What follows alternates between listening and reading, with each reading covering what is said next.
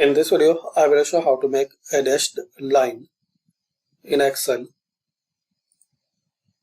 So insert, then shape. Select the line.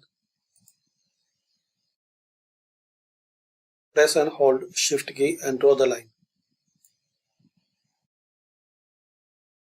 You can change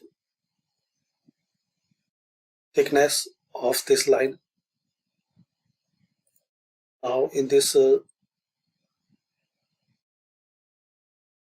options, you can select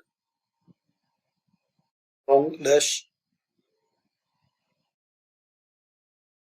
dash dot or dots line.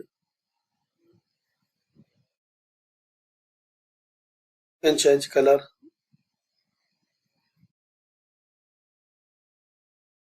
So thanks for watching.